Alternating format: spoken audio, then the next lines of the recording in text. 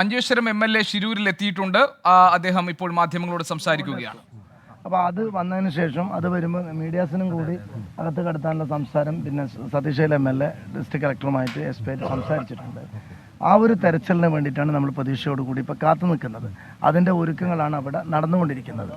അതിപ്പോൾ on the way ആണ്.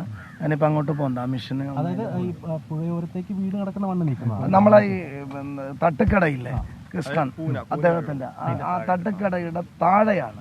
കാരണം അത് അന്ന് മുതൽ ഇപ്പോൾ നമ്മൾ വരുമ്പോൾ നമുക്കൊരു കാഴ്ചപ്പാടുണ്ട്. നമ്മൾ രക്ഷാപ്രവർത്തകർ, അർജുൻ്റെ ഫാമിലി, നമ്മളെ GPS-ൻ്റെ സിഗ്നൽ, നമ്മളെ മൊബൈൽ ടവറിൻ്റെ അവസാന ലൊക്കേഷൻ വെച്ചിട്ട് നമ്മൾ ഈ കരയിലുണ്ടായിരുന്ന മണ്ണ് നീക്കം ചെയ്യാനാണ് നമ്മളൊക്കെ വാശി പിടിച്ചത്. അത് ഞാനും ഉണ്ട് കേരളത്തിൻ്റെ ഒരു MLA എന്ന നിലയ്ക്ക്. അപ്പോഴൊക്കെ നമ്മളോട് ഇവിടുത്തെ MLA സതീഷ് ആണെങ്കിലും SP ആണെങ്കിലും കളക്ടറാണെങ്കിലും അവരൊക്കെ പറഞ്ഞത് സർ അവിടെ അല്ല, ഈ പിന്നെ പുഴയുടെ സൈഡിൽ നിന്ന് അവർ പറഞ്ഞുകൊണ്ടേയിരുന്നു.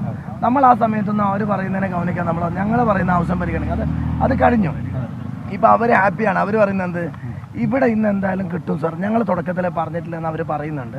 അപ്പോൾ ആ ഒരു തെരച്ചിൽ ഇപ്പോൾ അല്പസമയത്തിനകം ആരംഭിക്കും. ഓക്കെ, അവർ നടത്തുന്നുണ്ട്. ഇപ്പോൾ അവരുടെ ഒരു പ്രധാനപ്പെട്ട ഒരു ടീമും കൂടി ഇപ്പോൾ ഞാൻ വരുന്ന വഴിക്ക് അവർ റീച്ചായി. ആ നേവിയുടെ വർക്ക് നന്നായി നടന്നു. പക്ഷെ നമ്മൾ ഈ തട്ടുക്കടയുടെ തൊട്ട് താഴെയുള്ള ആഴത്തിലാണ് ഒരു വലിയ സാധ്യത കാണുന്നത്. പിന്നെ അതുപോലെ അവിടെ നിങ്ങൾക്കറിയാം ഒരു ദ്വീപ് പോലെ ഒരു മൺകൂനയുണ്ട്. അതും കൂടി ഈ മിഷൻ വന്നതിന് ശേഷം മണ്ണ് മാറുന്നതായിരിക്കും.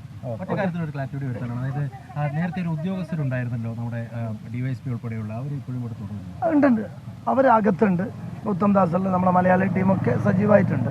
ഇവിടുത്തെ നമ്മൾ പിന്നെ ഇന്നലെ മുതൽ ഇപ്പോൾ പലരും DC കോൺടാക്ട് ചെയ്യുന്നുണ്ട്.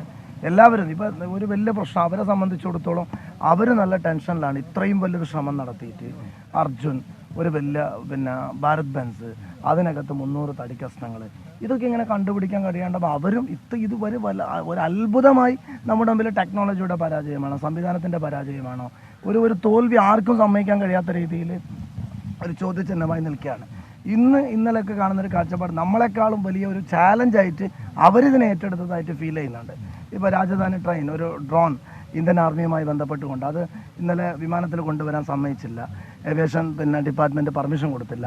അതിപ്പോൾ രാജധാനിയിൽ കയറ്റിയിട്ടുണ്ട്. അതുകൂടി എത്തും. അവരെല്ലാ സംവിധാനം ഞാൻ ഇപ്പോഴും അവിടെ ആ ചുമതലയുള്ള ഉദ്യോഗസ്ഥന്മാരുമായി സംസാരിക്കും പറഞ്ഞു സർ, നിങ്ങളെക്കാളും ഞങ്ങൾക്കാണിതിപ്പോൾ പിന്നെ ഞങ്ങളൊരു സ്റ്റേറ്റാണ് പരാജയപ്പെടുന്നത്, ഞങ്ങളാണ് തോൽക്കുന്നത്. ഞങ്ങൾക്ക് എന്തായാലും ഇത് ഇന്നത്തോടു കൂടിയിട്ട് റിസൾട്ട് ഉണ്ടാക്കുന്നൊരു ഭാഷയിലാണ്. അത് നമ്മുടെയൊക്കെ പ്രാർത്ഥനക്കും നമ്മുടെ പ്രതീക്ഷക്കും അത് ഗുണം ചെയ്യുമെന്ന് പ്രതീക്ഷിക്കുന്നു.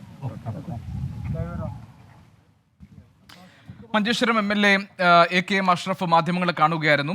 നേരത്തെ നമ്മൾ വിചാരിച്ചിരുന്ന പോലെയല്ല, ഇപ്പോൾ പുഴയെ കേന്ദ്രീകരിച്ചുള്ള അന്വേഷണങ്ങളിലേക്ക് കടക്കുന്നു. അതിൽ എന്തെങ്കിലും ഫലം കാണാൻ കഴിയുമെന്ന പ്രതീക്ഷയാണ് MLA ഇപ്പോൾ പങ്കുവച്ചിരിക്കുന്നത്.